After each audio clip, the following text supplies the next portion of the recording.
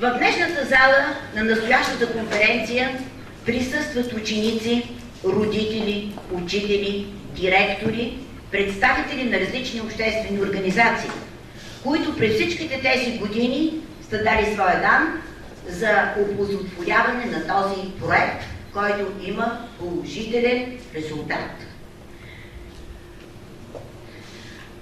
Преди 13 години, нали така, госпожо Велкова, като част от групата ентусиасти, на една пресконференция, за която присъстваше един американски журналист, аз казах, че интеграцията на ромските деца не е едноактен акт, а част от една дълга пиеса, която всички ние заедно играем. Интеграцията на ромските деца е един много тежък процес, който изисква системност и последователност, какъвто е учебният процес. Да мотивираш ромско семейство, което живее на ръба, на мизерията, на бедността, е много трудно нещо. Но не успяваме. Нашия екип, който се състои от роми и нероми, доказа, че тази ниша може да бъде много, много полезна за България.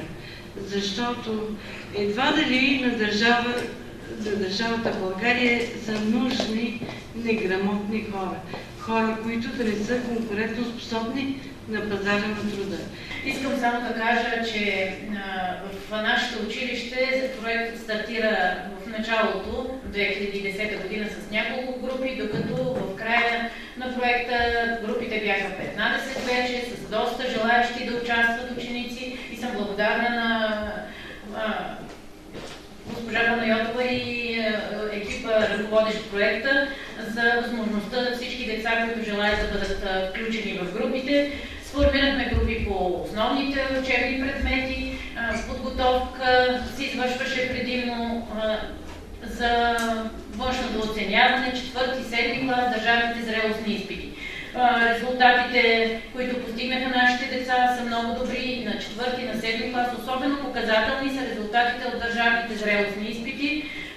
За тях се готвиха групи по история, по география, по български език и литература, по математика. Училището зае 3-то място в област Видин по успех от зрелостните изпити, за което явно много голямо е значението, че учениците са участвали в групи, в които целенасочено са били подготвени за тези зрелостни изпити. Проектът, когато дойде и преди 3 години се включиха в него, някакси запълни една такава резултат, което дойде много положително на моите ученици. Така че първото предимство е допълнителните часове, искам да обобщя.